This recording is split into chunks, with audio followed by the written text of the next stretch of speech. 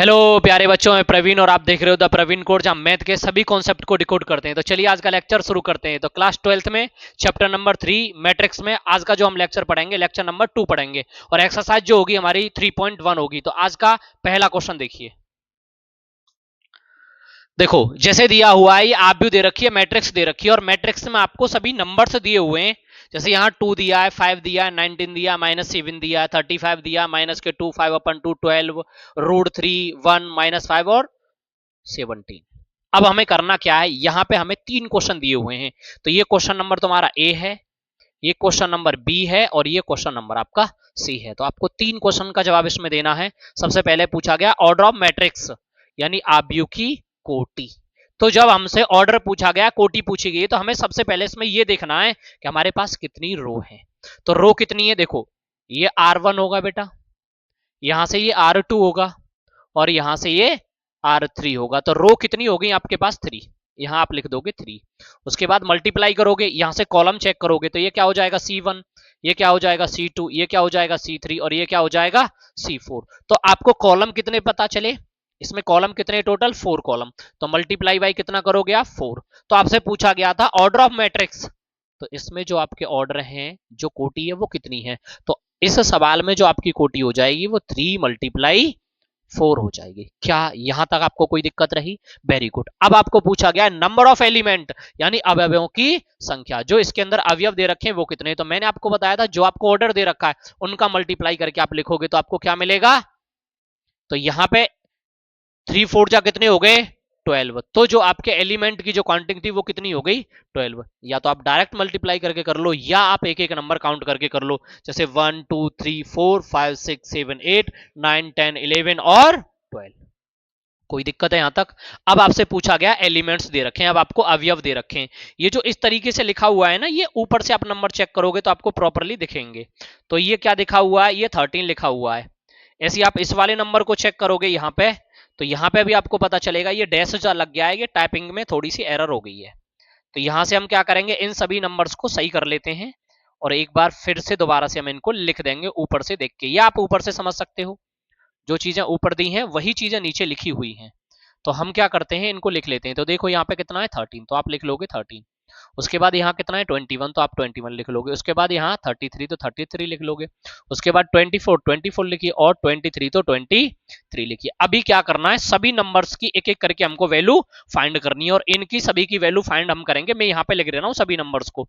तो मैंने लिखा 13, उसके बाद मैंने लिखा 21, उसके बाद फिर मैंने लिखा 33, उसके बाद फिर मैंने लिखा 24 और उसके बाद फिर मैंने लिखा, और मैं कुछ नंबर अपनी तरफ से भी लिख ले रहा हूं, हमें तो सीखना है, समझना है इनको।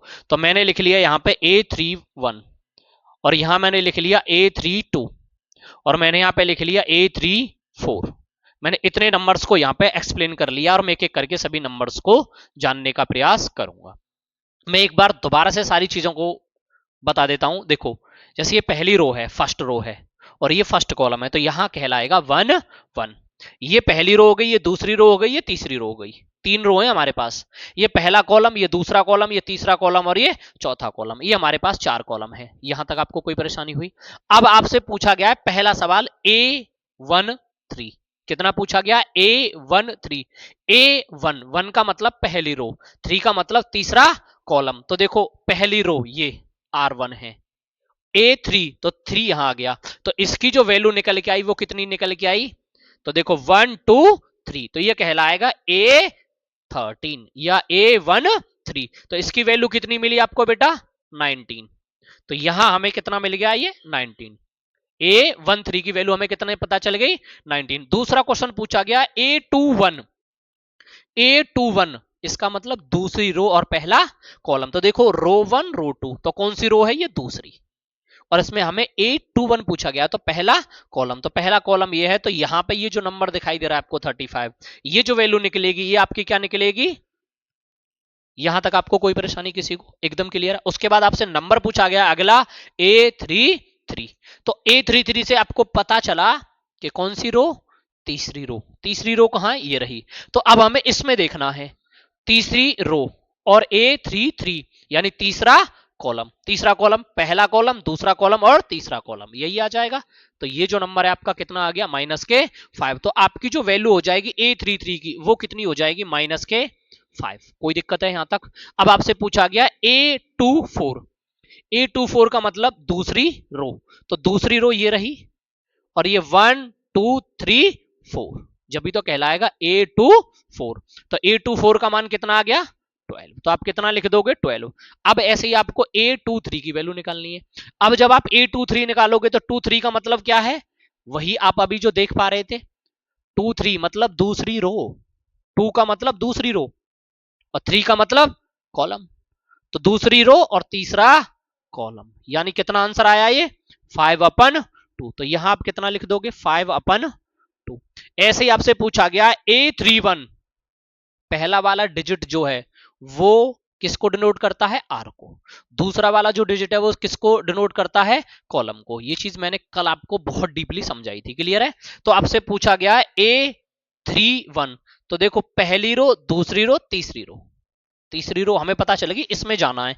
अब हमें 1 कदम जाना है, 2 कदम जाना है, 3 कदम जाना है, 4 कदम जाना है, जितने कदम जाना है उतना हम चेक कर लेंगे। तो अभी देखो ये तो आपका पहला कदम है, ये आपका दूसरा कदम है और ये आपका तीसरा और ये चौथा। अभी हमसे पूछा क्या है, 3-1, यानी कितना कदम चलना है, 1 कदम। तो 1 कदम कौन सा हो गया, ये वाला।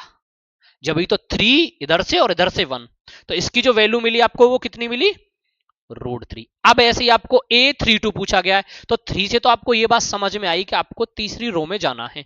तो ये पहली रो, दूसरी रो, तीसरी रो। अभी आपने 1 कदम चला था पहला और इसके बाद आप आ गए जी दूसरा, तो आप पहला और दूसरे पे क्या बैठा है आपके पास, 1, तो आप यहां क्या लिख दोगे, 1। अब आपसे पूछा गया A34, क्या पूछा गया, A34, 3 का मतलब तीसरी रो, 4 का मतलब चौथा कॉलम। तो अब आपको कितने कदम चले जाना है, 4। तो देखो 1 2 3 और 4, कौन सा कॉलम है ये, चौथा वाला। तो यहां पे कितनी वैल्यू हो जाएगी, 17। ऐसे ही करके आपसे कोई भी सवाल पूछ सकता है, सभी का आपको इसी तरीके से जवाब देना है। क्या कोई दिक्कत है, यहां तक नोट कर सकते हो आप सवाल को। इसमें ज्यादा कुछ एफर्ट लगाने नहीं है, बहुत आसानी से हो जाएगा। देखिए इसमें बोला गया यदि किसी आयु में 24 अवयव हैं, कितने एलिमेंट हैं, 24 एलिमेंट हैं, अवयव हैं, तो इसकी संभव कोटियां क्या हैं। यदि इसमें 13 अवयव हो तो इसकी कोटियां क्या होंगी। If a matrix has 24 elements, कितने एलिमेंट है इसके अंदर, 24 एलिमेंट्स हैं। What are its possible rank, rank कह लो या ऑर्डर कह लो, बात एक ही है, ठीक है। इसके बाद बोला गया इफ इट हैज 13 एलिमेंट्स, तो what will be it's rank, rank या ऑर्डर। तो इसका सीक्वेंस जो है, इसका क्रम जो है वो क्या रहेगा, इसकी जो कोटियां क्या बन सकती हैं। तो हम लिखेंगे इसकी जो कोटि होंगी, इसकी जो कोटि जो बनेंगी, कोटि का मतलब आप ऑर्डर कह लो, ठीक है, क्या कह दोगे आप, ऑर्डर। इनकी जो कोटि जो बनेंगी, इनका जो ऑर्डर जो रहेगा वो किस प्रकार से रहेगा। देखो 24 है, 24 को आप किस तरीके से लिख सकते हो। जैसे देखो मैंने सबसे पहले लिखा 24 × 1, आप ऐसे लिख सकते हो। इसका मतलब क्या है, 24 का मतलब है 24 कितनी होगी, रो। अब 24 रो बना सकते हो और एक कॉलम बना सकते हो। उसके बाद आपने बोला 24, इसी को आप ऐसे लिख दोगे 1 × 24। आप इसको ऐसे भी बना सकते हो, एक रो बना दो और 24 कॉलम बना दो, ठीक है। आप इसे ऐसे भी बोल सकते हो। दूसरी बात, आप फिर इसे ऐसे बोल सकते हो 12 × 2, यानी इसके अंदर आप क्या कर लोगे, 12 रो बना लोगे और 2 कॉलम बना लोगे। फिर आप इसको ऐसे भी बना सकते हो 2 × 12, यानी अब आपकी 2 रो हो गई और 12 कॉलम हो गए। उसके बाद अगला आ जाएगा, आप इसको आगे ऐसे बना सकते हो, आप इसमें 3 × 8 या 8 × 3, तो इसमें आपने कितनी रो बना ली, 8 रो और 3 कॉलम। उसके बाद फिर आप उसको ऐसे लिख सकते हो 3 × 8, अब आपने 3 रो बना ली और 8 कॉलम बना लिए। और आप इसको और किस तरीके से लिख सकते हो, आप ऐसे भी कह सकते हो 6 × 4, आप इसे ऐसे भी कह सकते हो 4 × 6। क्या आप इस ऑर्डर को और इन तरीकों से अलग लिख सकते हो, नहीं। तो इस प्रकार से आप इसके सीक्वेंस को बना सकते हो। कोई डाउट है यहां तक आपको। इसके बाद अब आपको दूसरा ऑर्डर और बनाना है, तो दूसरी जो कोटि है वो भी बनानी है, दूसरा ऑर्डर कह लो, रैंक कह लो, ये भी तो बनाना है आपको। और जब आप इसको बनाओगे तो इसको बनाने का तरीका आपके पास क्या है, जैसे आपके पास 13 है, तो 13 का बनाने के लिए आपके पास एक ही दो ही ऑप्शन होंगे, 13 1 कर लोगे या 1 13 कर लोगे, और कोई दूसरा तरीका आपके पास नहीं है। तो 13 मल्टीप्लाई 1 और 1 मल्टीप्लाई 30, यानी यहाँ पे 13 रो और 1 कॉलम, और यहाँ पे 1 रो और 13 कॉलम। कोई दिक्कत है? अब सवाल को करोगे नोट। तो ये जो क्वेश्चन नंबर है ये रहेगा आपका क्वेश्चन नंबर 3। इसमें बोला गया एक आव्यूह ए आई जे 2 मल्टीप्लाई 2 की रचना कीजिए, यानी आपको इस प्रकार का बनाना है सवाल को 2/2। ठीक है, 2/2 की मैट्रिक्स की रचना करनी है, 2/2 की मैट्रिक्स आपको एक्सप्लेन करनी है, वो बना के देनी है। सबसे पहले 2/2 की बात आई तो 2/2 की मैट्रिक्स होती कैसी होगी ये भी तो हमें जानना पड़ेगा ना। तो 2/2 की जो मैट्रिक्स है मैं उसको बना देता हूं, जैसे कि आपको सवाल में दिया गया है ये वाला पार्ट ए आई जे। पहले मेरी बात ध्यान से सुन लेना, ए आई जे, ए का आई का मतलब आर है, आर का मतलब रो है, ठीक है, और जे का मतलब सी है और सी का मतलब कॉलम है। ठीक है, ये चीज आपको इसमें पुट करनी पड़ेगी।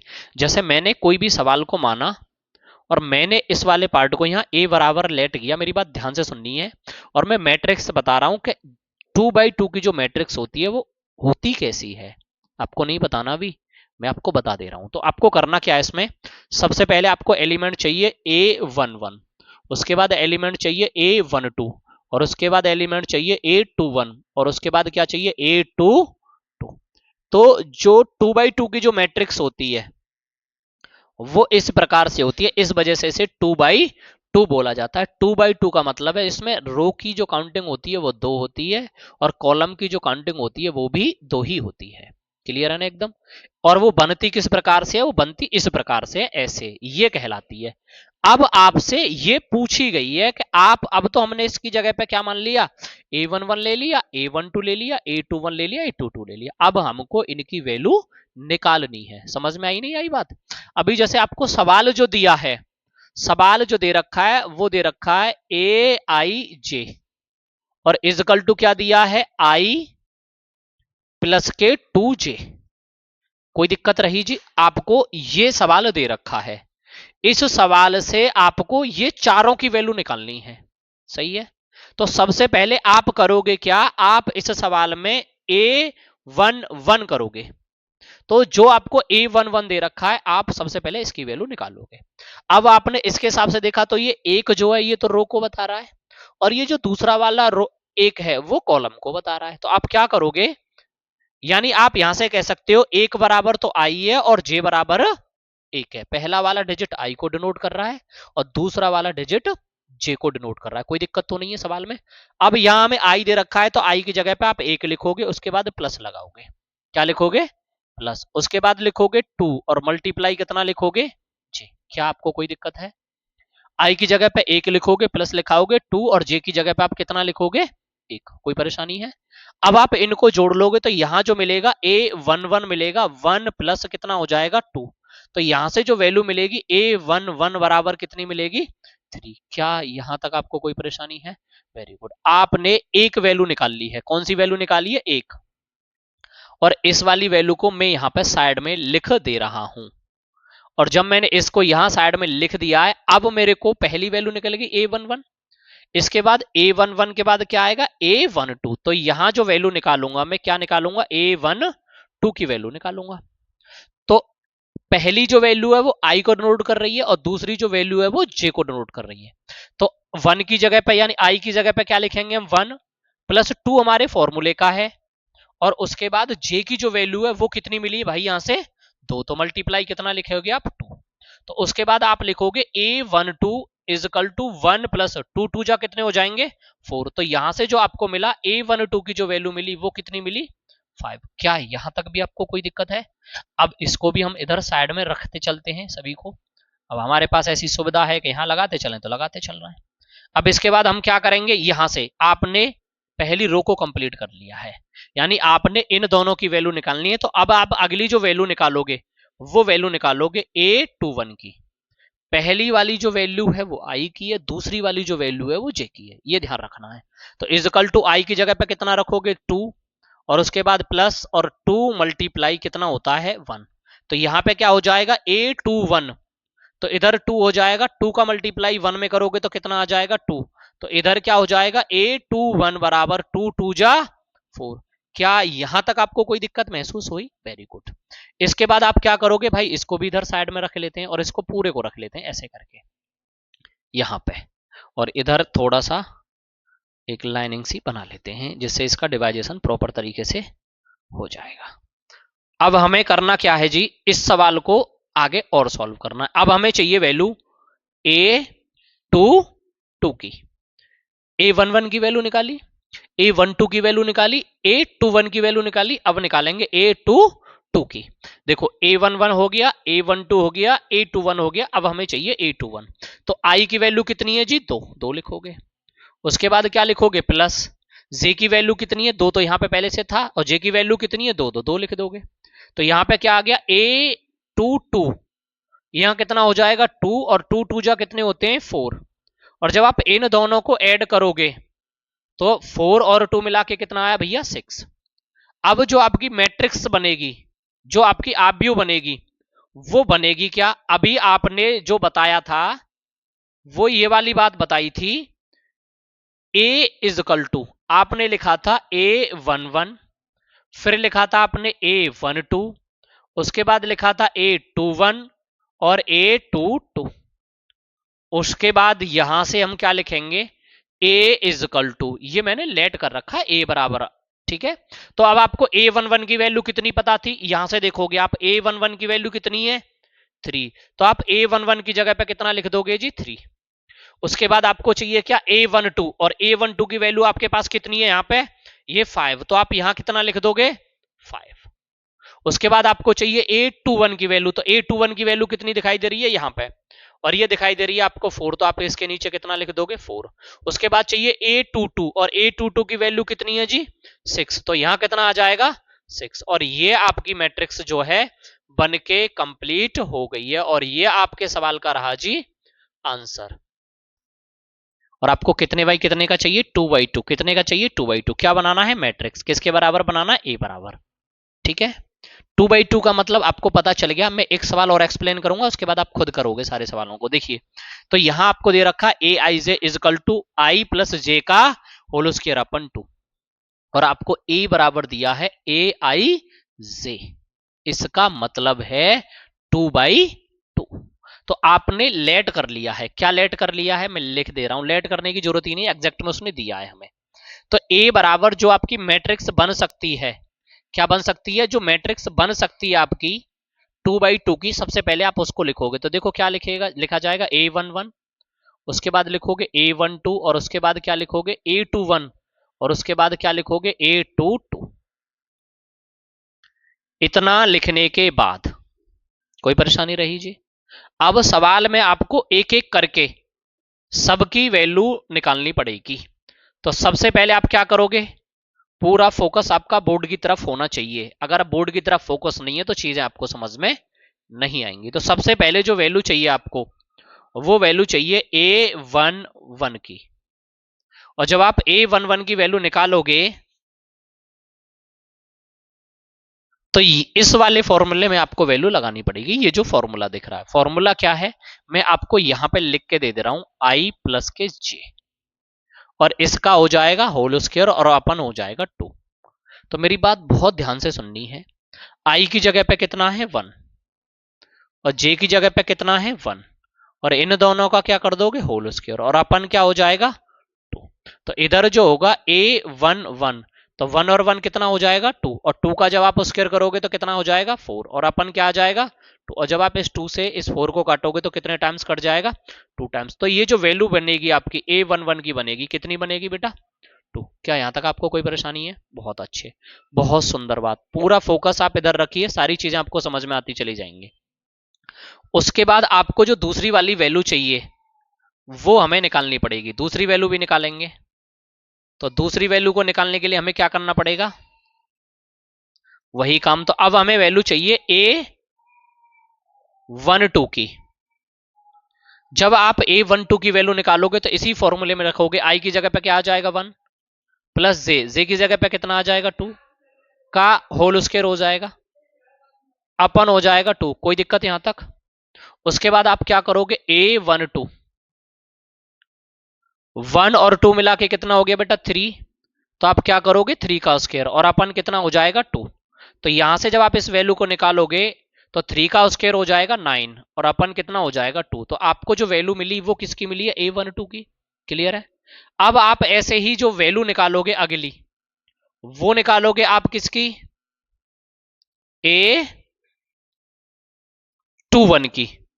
तो यहां से आप 821 की वैल्यू निकालोगे तो आई की जगह पे कितना रखा जाएगा 2, क्योंकि पहली वाली जो वैल्यू है वो आई की है, दूसरी वाली जो वैल्यू है वो जे की है। तो यहां क्या हो जाएगा आई, यानी आई की वैल्यू 2 प्लस जे की वैल्यू 1, और का क्या लिखोगे होल स्क्वायर, और अपन कितना हो जाएगा 2। तो यहां आ जाएगा A21, 2 और 1 3, और 3 का स्क्वायर कितना होता है 9, और अपन कितना हो जाएगा 2।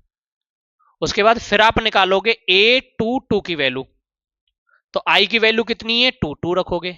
जे की वैल्यू कितनी है 2, तो आप 2 रखोगे, और क्या क्या लिखोगे होल स्क्वायर, और अपन कितना हो जाएगा 2, 2 और 2 कितने हो गए 4, और 4 का जब आप स्क्वायर करोगे कितने हो जाएंगे 16, और अपन कितना आ जाएगा 2, और इजकल टू कितना हो जाएगा 8।